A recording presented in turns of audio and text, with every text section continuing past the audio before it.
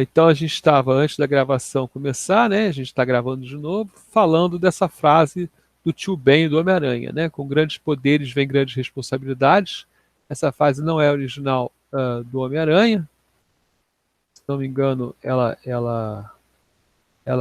vem do Churchill, mas pode ter vindo de antes, né? Mas ela ficou muito famosa por causa do filme, principalmente hoje em dia, né?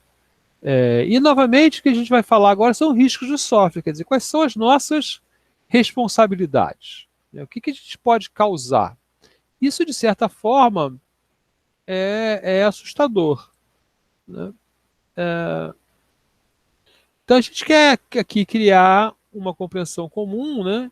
E também separar um pouco, porque a gente vai falar em riscos do software rodando, e esses riscos podem causar problemas sérios, inclusive vidas humanas, mas também tem o risco dos projetos. E um projeto não terminar bem pode causar um problema sério financeiro, né? Não necessariamente um projeto não acabando, né? Não deve causar nenhum problema físico para as pessoas, né? Pode causar desemprego, né? Mas vai ter problemas financeiros para as pessoas jurídicas. E uma coisa importante também é a fixação na cabeça da gente da ideia que quanto maior o tamanho, maior o risco. Tá? Isso é muito importante. Então, por isso que a gente gosta de esquartejar projetos. Né? Em vez de fazer um projetão, faz vários projetinhos, né? Ou faz vários projetos menores para tentar eliminar o risco do projeto grande. E a gente vai ter 3 etapas. Né? A gente vai olhar riscos do projeto, riscos do software, né? O tamanho implica em risco e, no finalzinho, aquela famosa revisão. Então, que riscos o software traz? Então, vamos ver, tem desastres do software executando, desastres financeiros dos projetos, problemas comerciais, e isso resulta em vida humana. Né? Eu sempre dou exemplo do foguete Ariane 5, porque esse foi um exemplo marcante no projeto espacial mundial, né? Tem exemplos também no projeto espacial americano de problemas de software. Mas o Ariane 5, o primeiro lançamento dele foi um marco para o projeto espacial europeu, né? E ele falhou. Né? E era uma mudança de tamanho também, ou seja, eles lançavam um foguete menor, iam lançar um foguete maior, iam mudar de nível, né? E eu sempre conto essa história, mas essa vez eu descobri um pouquinho mais sobre essa história. Então a gente tem aí cenas do acidente, né? O acidente obrigou a desintegração do foguete, né? Porque ele perdeu o caminho, né? E a história acontece em 36,7 segundos. Tá? E o acidente foi mapeado depois, né? No pós-mortem, que é a análise que se faz depois, né? Em busca das causas do acidente, foi mapeado no sistema de controle de inércia. E mais ou menos o que aconteceu foi o seguinte, né? Um resuminho aqui. O foguete ficou com uma velocidade horizontal muito alta, ok? E no Ariane 5, essa velocidade era para ser maior que no Ariane 4. Né? Então, ativou uma função de alinhamento. Né? Eu vou alinhar o foguete. Só que essa função não era necessária no Ariane 5, essa função só era necessária no Ariane 4. Né? Durante essa função desnecessária, né, tinha uma conversão de 64 bits para 16 bits. E aí, olha só, a gente está falando aqui, né, engenharia de software, a gente vai falar um monte de coisa que está falando de tudo. Faltou um catch na exceção. Todo software tinha lugares que tratavam exceção. Nesse pedaço, o programador lá, né, será que foi o estagiário? Né? Vamos botar a culpa no estagiário?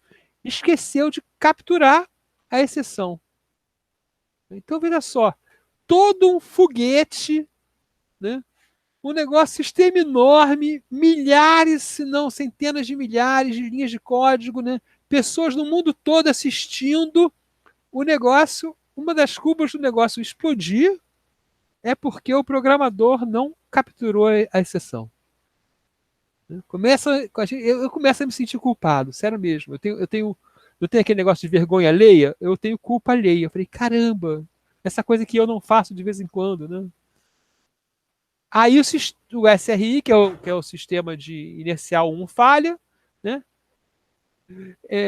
Aí o SR2, ele tinha um backup, mas o backup usava o mesmo código, né? Aí o backup falha também, porque eram dois softwares iguais rodando em sistemas diferentes. Né? O que a gente já começa a imaginar, opa, isso talvez não seja uma ideia muito boa, hein? Né? E aí o sistema on-board, né, que gerencia tudo, recebe os dados errados e vai para o caminho errado. E aí quando ele vai para o caminho errado, essa coisa é meio uma bola de neve, né? E o foguete tem que ser destruído porque ele já está indo para o caminho errado. Então, né, Lorena? Nunca subestime o cat, exatamente. Caramba, aqui não vai acontecer nada não, né? Aí eu também fui pegar desastre. Bom, esse é um desastre, né? Não teve vida humana, problema nenhum de vida humana, mas a vergonha internacional, né? O foguete não cai, né? E tem todo esse negócio da cultura, né? E significava que a França ia lançar satélite, aí para de lançar satélite, aí o mercado vai todo para o americano, ou o mercado vai para o chinês, né? Então, olha só, tem mudanças mundiais nesse tratado aí. Né?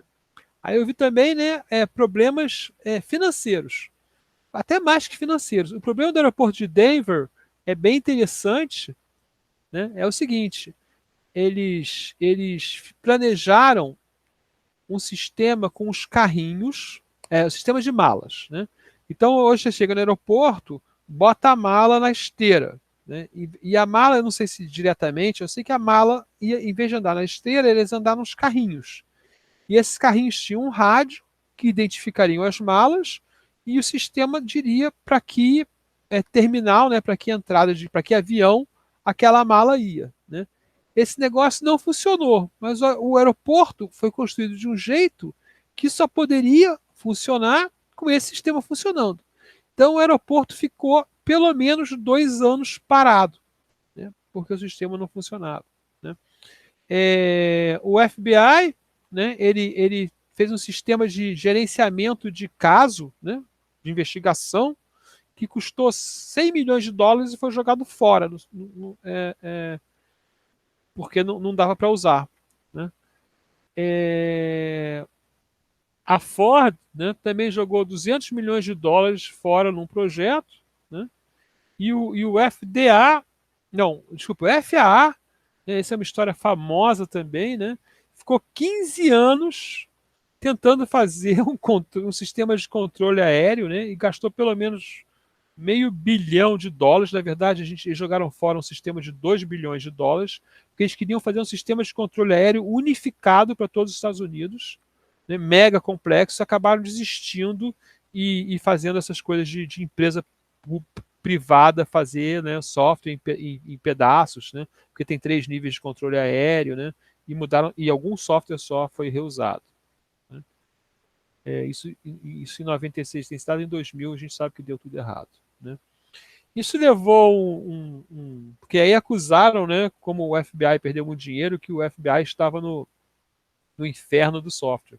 E esse Nicholas G. Carr levantou vários casos e falou: o inferno do software ele está muito cheio. E aqui no Brasil, né, em 2006, teve um recall de 123 mil veículos da Volkswagen, porque o software do motor estava errado. Tá? Com um porém, né, em alguns veículos, para trocar o chip, você tinha que abrir o motor. Todo mundo que tem carro sabe que abrir motor é péssimo, né? Porque nunca vai ficar alinhado direito, do mesmo jeito que era antes. O pessoal detesta abrir motor. Né?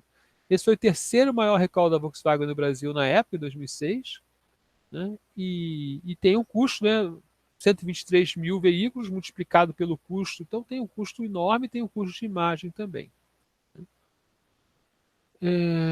Essas coisas levam a desastres comerciais, quando acontecem em ar. Então a United Airlines teve que ficar parada por 1 hora, né? Nenhum avião podia levantar voo, porque o software parou de funcionar, né?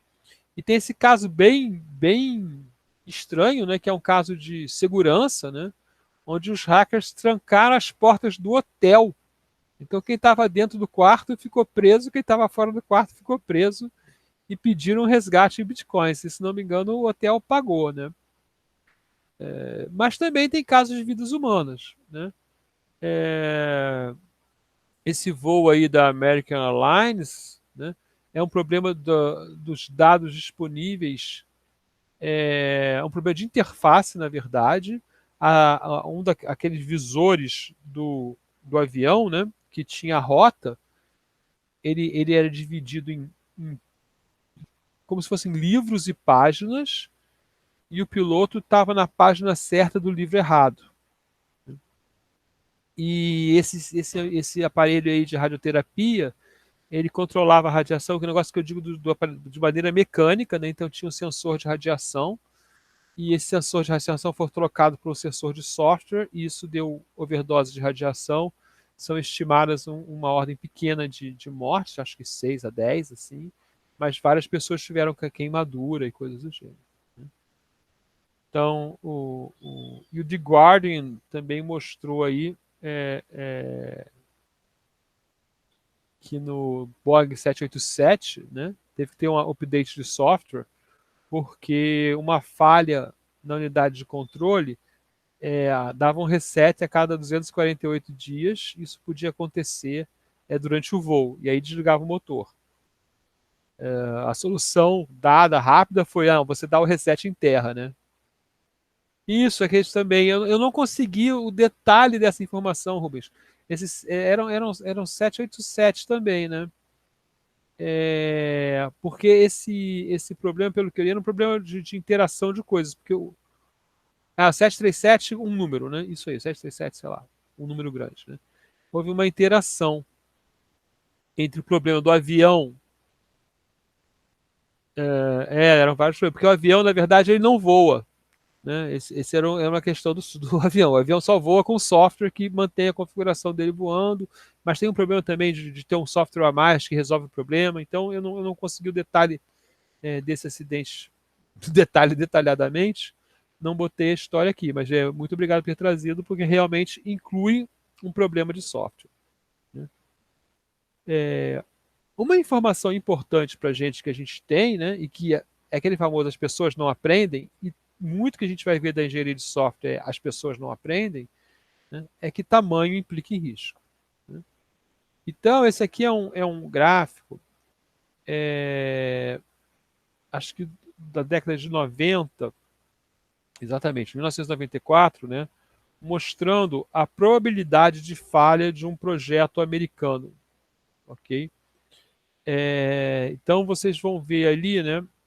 Não, desculpe, aqui não é a probabilidade de falha, aqui é o tamanho em meses. Né? Esse gráfico não está exatamente, eu copiei o gráfico original, mas ele não está exatamente como a gente gosta, porque o tamanho do projeto está na vertical, tá? E os meses que demoram estão na horizontal. Então, se você olhar, você vai ver o seguinte: o projeto é planejar, ele já é exponencial, tá? Ele não é linear, ele não cresce linear. Isso aí já é um problema, porque a maioria dos projetos das outras coisas cresce linear. Ele já é planejado para crescer exponencialmente o tempo em função do tamanho. Mas a verdade é que cresce muito mais rápido do que as pessoas planejam. Né? E uma das coisas que a engenharia de software tenta resolver é, pelo menos, planejar corretamente. Ok? No mesmo artigo, né, tem a probabilidade de cancelamento em função do tamanho. Então, veja só, softwares pequenos não precisam ser cancelados. Né? Softwares grandes são muitas vezes cancelados. Quase metade dos softwares com 10 mil pontos de função, que é um número bem grande, tá? Um número grande, já 2.500, 5.000, já são softwares bastante grandes. Eles são cancelados. E tem uma pesquisa que chama Sim, vamos aprender a calcular pontos de função? Sim. O problema é que existem 3 níveis. Né? Um curso de ponto de funções ou ponto de função, ele é muito longo, pelo menos umas 20 horas. Tá? Então a gente vai ter uma aula, então a gente vai ver a lógica, vocês vão poder calcular, mas não vou garantir que vocês vão poder calcular perfeitamente, mas vão poder dar um bom cálculo. Agora, hoje em dia, no Brasil, se calcula pontos de função de uma maneira muito específica para o governo. Então, a gente não vai falar dessa maneira. Eu vou falar, olha, vou dar o ponteiro para vocês. Né? Vários alunos meus fizeram esse curso de como calcular pontos de função para o governo, porque tem detalhes do tipo, isso é uma manutenção, então a gente vai calcular uma forma que é pontos de função de sistemas novos, né, e sem muitos detalhes. Tá? Então você tem que imaginar o seguinte, é uma coisa, a diferença entre ler um capítulo de livro e ler um livro de 800 páginas sobre o assunto.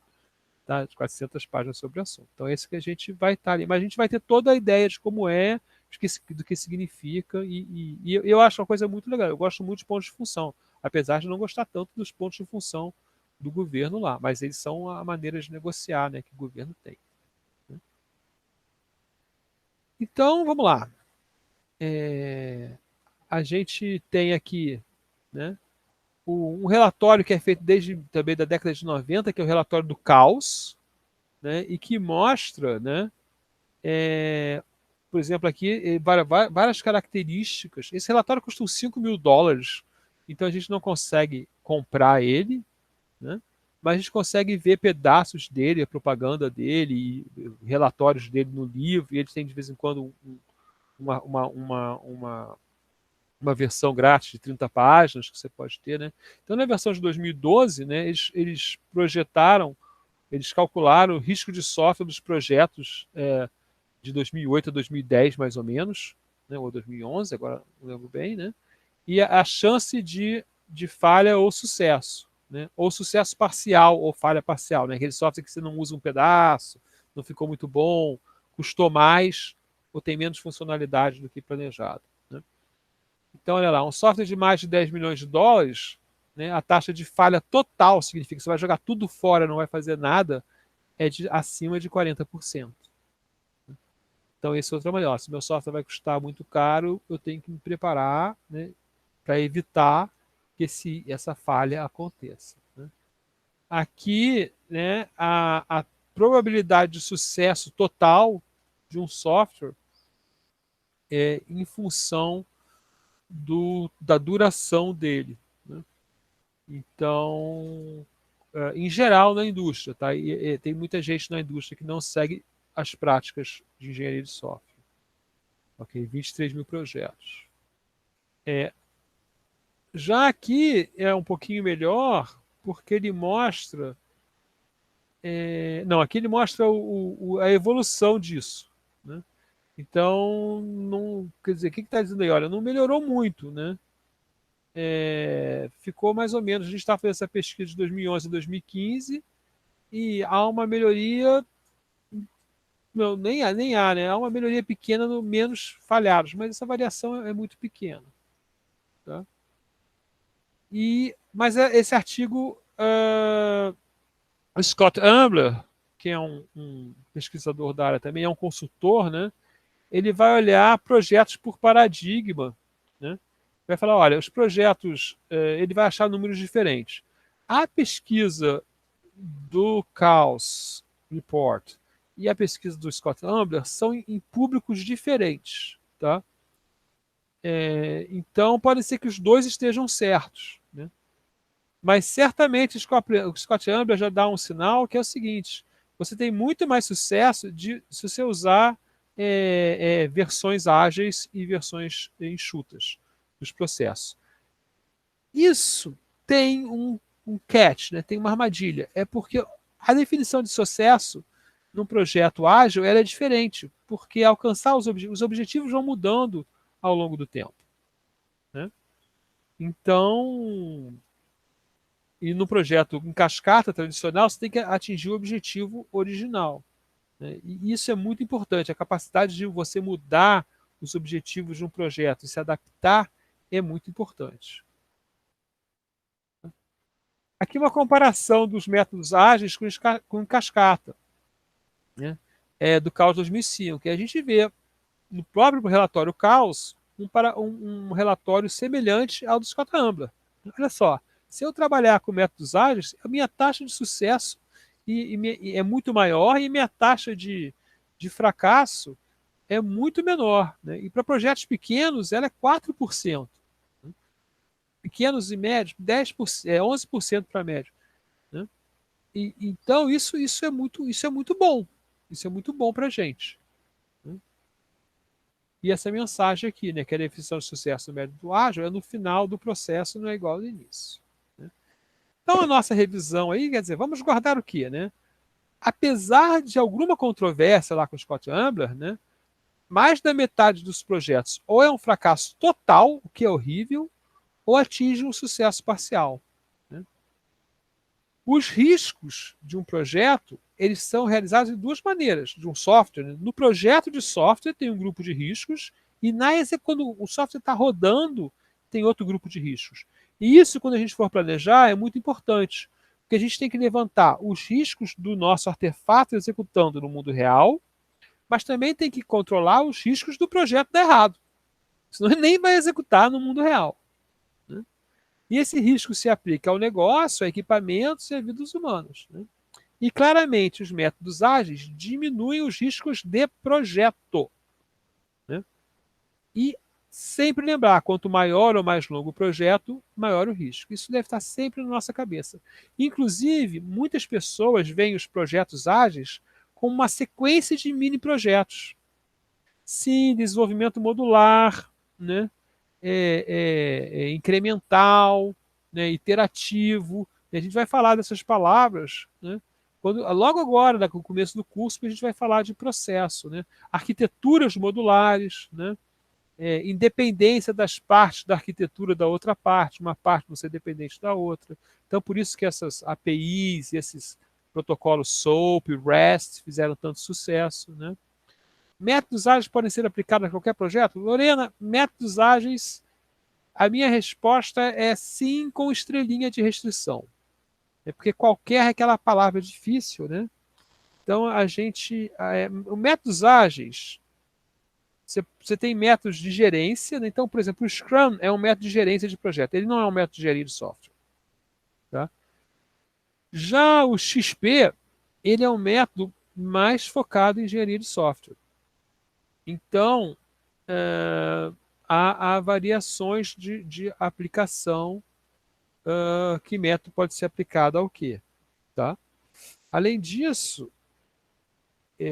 certos tipos de software podem e exigem mais do que o método ágil. Então, hoje a gente vive uma dupla geração, a gente sempre vê isso na engenharia de software, né? Das pessoas que falam, vamos ser mais radicais na agilidade, né?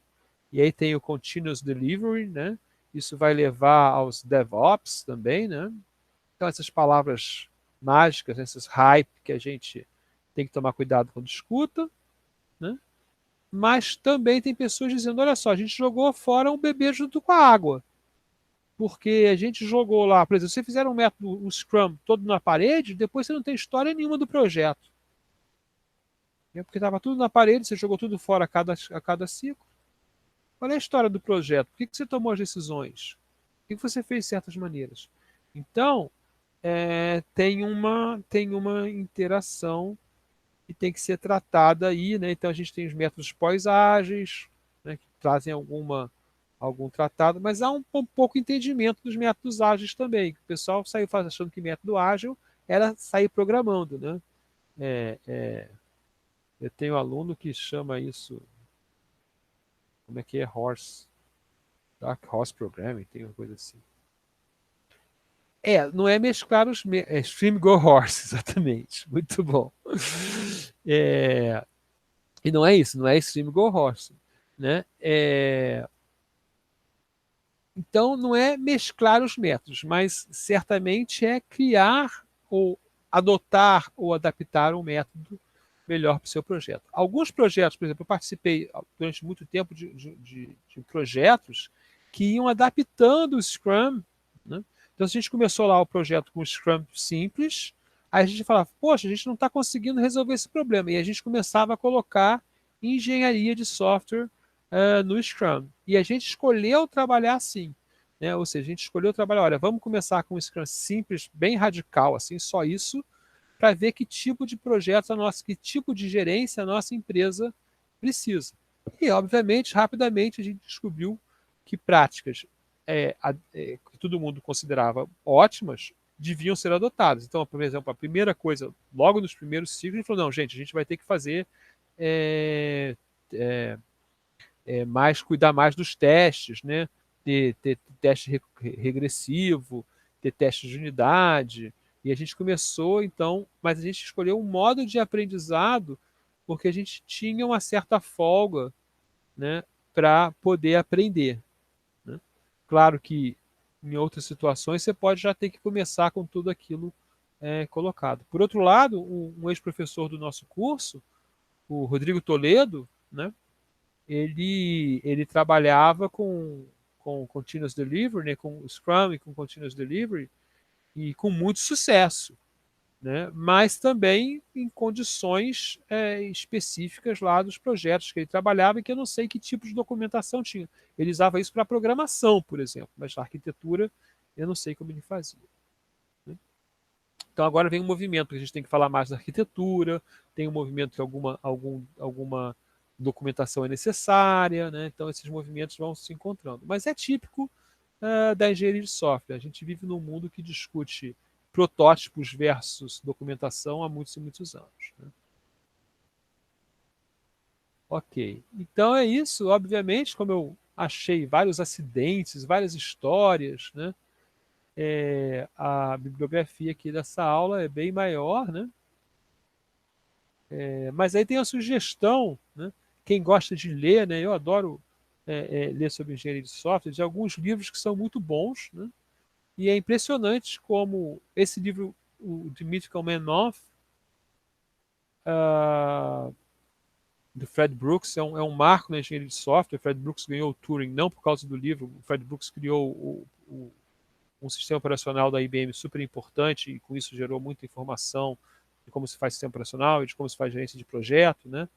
Mas ele fala coisas muito óbvias que até hoje as pessoas não aplicam no dia a dia da engenharia de software. Né? E é um livro ótimo de ler.